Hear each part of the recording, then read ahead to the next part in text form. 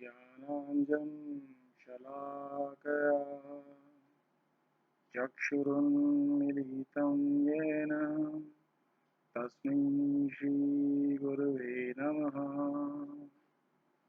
ॐ अखण्डमण्डलाकारं व्याप्तं येन चराचरं तत्पदं दर्शितं येन तस्मै श्रीगुरुवे नमः।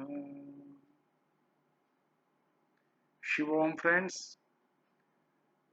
we are on chapter 39, book 3rd on creation, that is Utpatti Khand, and Ma Saraswati and Leela, Queen Leela, they are on a voyage together, and Ma Saraswati is now describing some battle in which uh, Queen Leela's husband is involved, and that description is continuing here. The battle, this is chapter 39, and this is battlefield infested by nocturnal fiends. Vasishtha is speaking. Now the blood red sun set down in the west like a hero red with blood. The sun hid his luster, which was dimmed by the lightness of the weapons of war in the western main. The sky, which had reflected the blood red flush of the field of blood, was now dimmed by the setting of the glorious sun and darkened by the veil of evening. Thick darkness spread over the face of heaven and earth like the waters of the great deluge, and there appeared a body of Vetal ghosts dancing in a ring and clapping their hands. The face of day, smeared with the blackness of nightfall, was painted by the light of evening, with stars like pearly spots painted on the cheeks of an elephant. The busy buzz of creation became silent in the dead darkness of night, like the humming of bees over the surface of the waters. The hearts of men were closed in sleep as in death, like the petals of the lotus at night. Birds lay in their nests with folded wings and crests, like dead bodies were lying in the field covered with their wounds and weapons. Then fair moonbeams shone above, and white lotuses were blown below. The hearts of men were gladdened, and the victors felt joyous in themselves.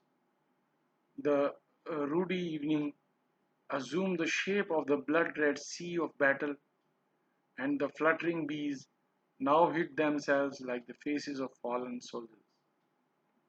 There was an ethereal lake above, dotted on high with stars like white lotuses, and here was the earthly lake below, beset by lotuses resembling the stars of heaven. Bodies thought to be lost in darkness were now recovered in moonlight, like gems hidden under water are found scattered about. The battlefield was filled with Betal ghosts, howling with their hideous cries, while bodies of vultures, crows, and owls tore at carcasses and spotted with skeletons. Funeral pyres blazed as brightly as the starry flame on high, and the fires consumed dead bodies with their bones and clothing. The fire burned bodies and bones to ashes, after which it extinguished itself as if sated with plenty. The female fiends now began to sport in the water. There arose a mingled cry of dogs, crows, and yaksh demons and Vetals clapping their hands. Bodies of ghosts, thick as woods and forests, were moving about. Dakinis were eager to steal away the flesh and fat from the piles of bodies gathered for funeral, and Pishaches delighted in sucking the blood flesh and bones of the dead. The demons were now looking and now lurking about the funeral piles, and the Rakshasas demon that rushed in carried away carcasses on their soldiers. There came also bodies of ferocious kumbhan, kumbhandas and big damaras, uttering their barbarous cries and hovering in the shapes of clouds over the fumes of fat and flesh. Bodies of Vetals stood in the streams of blood like earthly beings and snatched the skeletons with hideous cries. Vetal younglings slept in the bellies and chests of the elephants, and Rakshasas were drinking their fill in the bloody field. Giddy Vetal fought one another with the lighted faggots from the pyres, and the winds blew the stank of the purid carcasses on all sides. Female fiends filled the baskets of their bellies with carrion with a rat-a-tat noise. Yaksha cannibals were snatching half-burnt carcasses from the funeral pyres as their roasted meat and dainty food. Aerial imps attacked the dead bodies of the big Bengas and black Kalingas and floated about with their open mouths, emitting the blaze of falling meteors. Vetal ghosts fell down in the dark and discolored blood pits, lying hidden in the midst of heap of dead bodies, while Pishach, augurs, and the leaders of Yogini sprites laughed at them for their false step, and trails being pulled vibrated like the strings of musical instruments. The ghosts of men that had become fiends from their fiendish desires fell to fighting one another. Valiant soldiers were frightened at the sight of female fiends, and funeral rites were disturbed by the Vetal and Rakshasa demons. The demons of the night, Nishachars, were frightened at the fall of carcasses from the soldiers of elves who were carrying them aloft in the air, where they were waylaid by a throng of ghostly demons. Many dying bodies were lifted with the difficulty by demons, whom, when they found the bodies unfit for their food, let them fall down dead on the ground. Pieces of blood red flesh that fell from the fiery jaws of jackals looked like clusters of asoka flowers strewn all around the funeral ground. Betal urchins were busy putting scattered heads over the headless bodies of kabandhas and bodies of rakshas, raksh, and pishacha augurs flashed like firebrands in the sky. At last, a thick cloud of darkness covered the face of the sky, and the hills, valleys, gardens, and groves became hidden under an impenetrable gloom. Infernal spirits were loosened from their dismal abodes and ravaged at large over the battlefield like a hurricane under the vault of heaven. Chapter 40 continues now. Subtle body and astral travel, intellectual body, details on the process of death, conception, and birth. Vasishtha related. The nocturnal fiends infested the gloomy field, and the attendants of Yam, the lord of death, roamed about it like marauders in the daytime. Under the canopy of thick darkness, naked and fleeting ghosts in their nightly abode revelled on their provisions of carrion that was likely to be taken by the clutches of one's hand. It was in the still hour of this gloomy night when the host of heaven seemed to be fast asleep, that a sadness stole in upon the mind of Leela's magnanimous husband, the warring king Viduratha. He thought about what was to be done the next morning in council with his counselors, and then he went to his bed, which was as white as moonlight and as cold as frost. For a while, his lotus eyes were closed in sleep in his royal camp, which was as white as moonbeams and covered by the cold dews of night.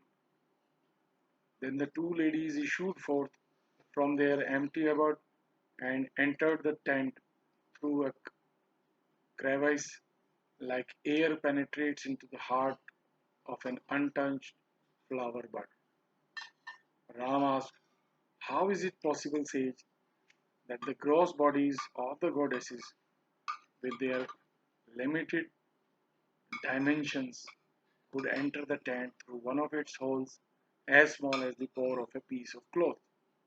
Vasishtha answered, saying that it is impossible for someone who mistakes himself to be a material body to enter a small hole with that gross body. But it is possible to go anywhere one pleases if he understands that he is only pent up in his physical body, like in a cage, and obstructed by it in his flight. And if he doesn't believe that he is confined by his material body, but has the true notion of his inner subtle spirit, he who perceives his original spiritual state to be the better half of his body may pass as a spirit through a chink. But whoever relies on the lesser half of the material body cannot go beyond it in the form of his intellect. As air rises upward and the flame of fire never goes downward, so the nature of the spirit is to rise upward, and that of the body to go down. But the intellect is made to turn in the way in which it is trained. It can either go upward and also can go downward. A man sitting in the shade has no notion of feeling heat or warmth. So one man has no idea of another man's knowledge or thought. As if as is one's knowledge, so is his thought. Such is the mode of his life. It is only by means of ardent practice of meditation and learning that the mind is turned to the right course. One's belief of a snake in a rope is removed by knowledge of his error. The habits of the mind and conduct in life are changed from wrong to right by the knowledge of truth. It is one's knowledge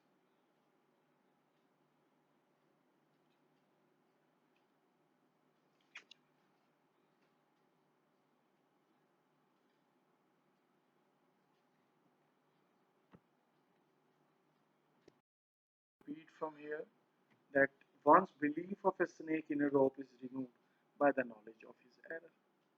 The habits of the mind and conduct in life are changed from wrong to right by the knowledge of truth.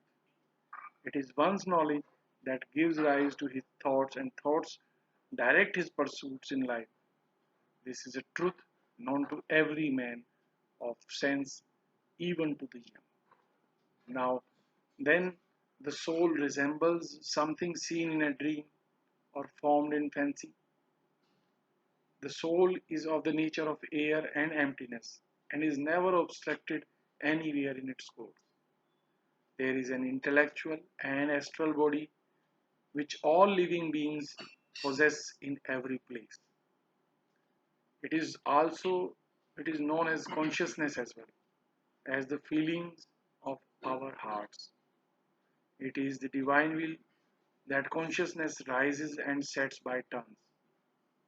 At first it was produced in its natural, simple and intellectual form, and then being invested with a material body, they together make the unity of the person out of the duality of material and immaterial essences. Now you must know that the triple emptiness composed of the three airy substances, spirit, mind, and space, are one and the same thing, but not so their receptacle, the material body, which has no ability to flow or extend. Know this intellectual consciousness body of beings is like the air, present with everything, everywhere. Just like your desire to know extends over all things in all places and presents them all to your knowledge. It abides in the smallest particles and reaches to the spheres of heavens. It reposes in the cells of flowers and delights in the leaves of trees. It delights in hills and dales and dances over the waves of the oceans. It rides over the clouds and falls down in the showers of rain and hailstones of heaven. It moves at pleasure in vast space and penetrates through the solid mountains. Its body bears no break in it, and it is as minute as an atom. Yes, yet it becomes as big as a mountain lifting its head to heaven, and as large as the earth, which is the fixed and firm support of all things. It views the inside and outside of everything and bears the forest like hairs on its body. It extends in the form of the sky and contains millions of words in itself. It identifies itself with the ocean and transforms its whirlpools to spots upon its person. This intellectual consciousness body of beings is of the nature of an uninterrupted understanding, ever calm and serene in its aspect. It is possessed of its intellectual form from before the creation of the visible world and being all comprehensive as emptiness itself. It understands the nature of all beings. It is as unreal as a water mirage, but by its intelligence, it manifests itself as a reality to the understanding. Without this exercise of the intellect, the intellectual man is as nothing as the son of a barren woman and as blank as the figure of a body seen in a dream. Ram asks, what is that kind? What is that mind to which you attribute so many powers? What is that which you say to be nothing?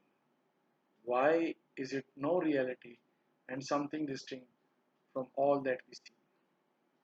Vasishtha replied, all individual minds are provided with these faculties, except those whose minds are engrossed with the error of the outer world. All words are either of a longer or shorter duration, and they appear and disappear at times. Some of these vanish in a moment, and others endure to the end of a kalp age. But it is not so with the mind, whose progress I will now relate to you. There is an unconsciousness which overtakes every man before his death. This is the darkness of his dissolution, Mahapralayam. After the shocks of delirium and death are over, the spiritual part of every man is regenerated anew in a different form, as if it was roused from a state of trance, reverie, or swoon. Just like the Spirit of God, for its recreation after the dissolution of the world, assumes his triune form with the persons of Brahma and Virat, universal. So every person after his death receives the triplicate form of his spiritual, intellectual, and corporeal being. Ram said, as we believe ourselves to be reproduced after death by reason of our memories, so must we understand the recreation of all bodies in the world by the same cause. Hence, there is nothing uncaused in it. Vasishtha replied, the gods Hari, Hara, and others Having obtained their disembodied liberation at the universal dissolution, could not retain their memory to cause their regeneration. But human beings, having both spiritual and intellectual bodies entire at their death, do not lose their memory of the past, nor can they have the final liberation like Brahma unless they obtain their disembodied states, which is possible to all in this life or hereafter only by the edification of their souls through yoga meditation. Birth and death of all other beings, like yourself, are caused by their memory because they lack disembodied liberation and eternal salvation. The individual soul, after its pangs of death are over, retains its consciousness within itself but remains in its state of unconsciousness by virtue of its own nature. The universal emptiness is called nature. It is the reflection of the individual divine consciousness, Chit Pratibhimbam, and it is the parent of all that is dull or moving, which are produced by their reminiscence or its absence, the former causing the regeneration of living beings, and the latter is its cessation as in inert matter.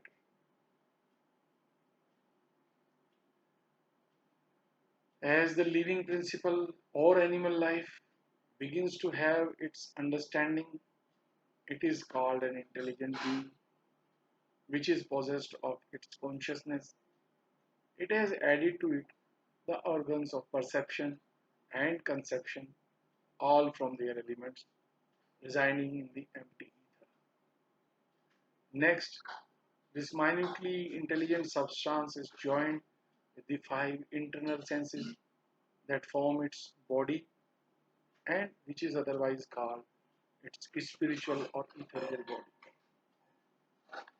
This spiritual being, by its long association with the external senses, comes to believe it has ordinary senses.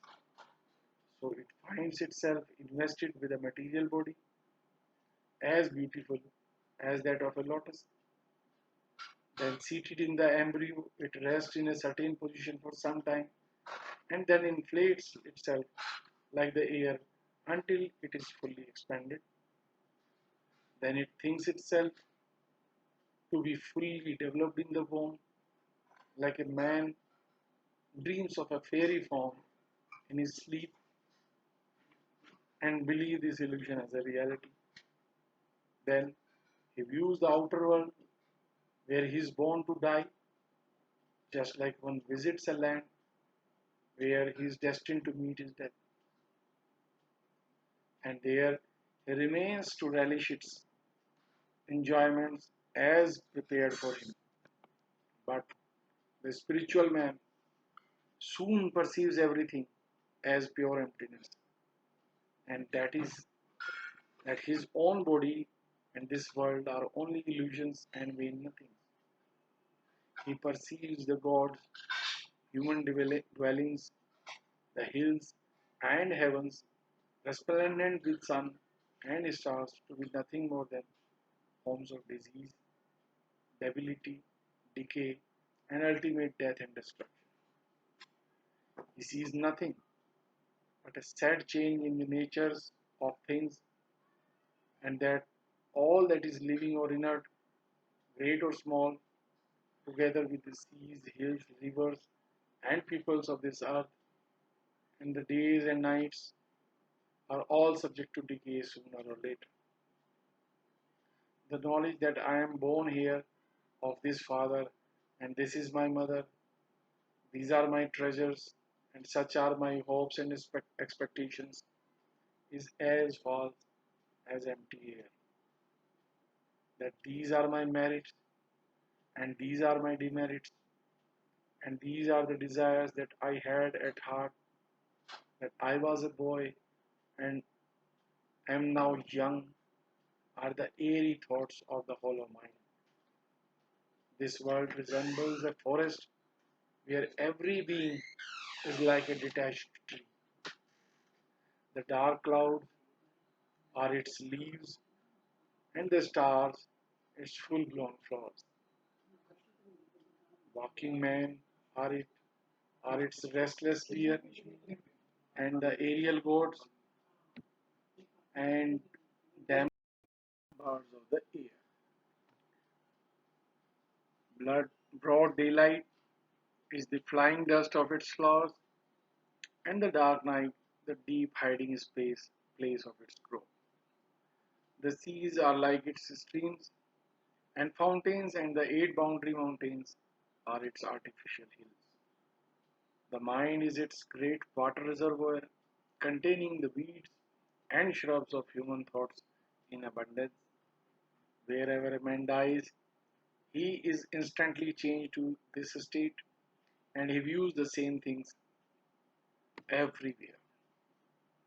Thus, everyone rises and falls constantly, like the leaves of trees in the forest of the world.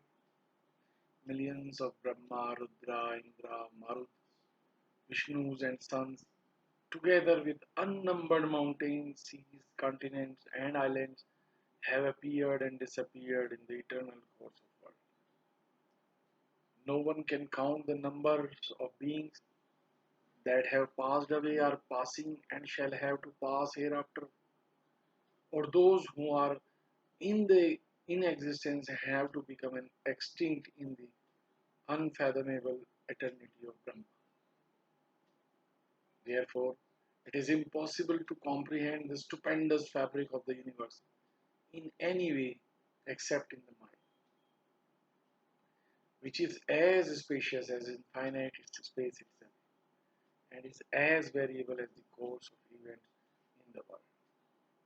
The mind is the empty sphere of consciousness, and the infinite sphere of consciousness is the seat of the soul. Now, know the whirlpools and waves of the sea are of the same element as the sea, in which they rise and fall even though in their impermanence. They are not of the same durable nature as sea water. So the phenomena is the same as its conception, though none is a reality. The ethereal sphere of heaven is only a reflection of the intellectual sphere of the divine eye, and the bright orbs of the sky are like gems in the bosom of Brahman. Its vault is the cave of the mind of the eternal. The world, according to the sense in which I take it as the seat of God, is highly interesting, but not so in your sense of it being a sober reality. So the meaning of the words I and you, according to me, refers to the intellectual spirit, and according to you, to the individual soul and body. Hence, Leela and Saraswati, being in their empty astral bodies, were led by the pure desire of their souls to every place without any obstruction or interruption. The spirit of consciousness has the power to present itself wherever it likes on earth or in the sky, and before objects known or unknown and wish to be known by it. It was by this power that they could enter into the tent of the prince. Consciousness has its way to all places and things, and over which it exercises its power of observation, reflection, and reasoning to their full extent. This is known as the spiritual and unconfined body, Ati Vahika, the subtle body, astral body, or you can say the mind body, whose course cannot be obstructed by any restriction whatever. With this chapter 40 also ends, and I will stop reading at this juncture. We have gone through the 40 chapters by the grace of Lord Ram, we will again meet tomorrow. And until then, Shivoham, friends. Shivoham.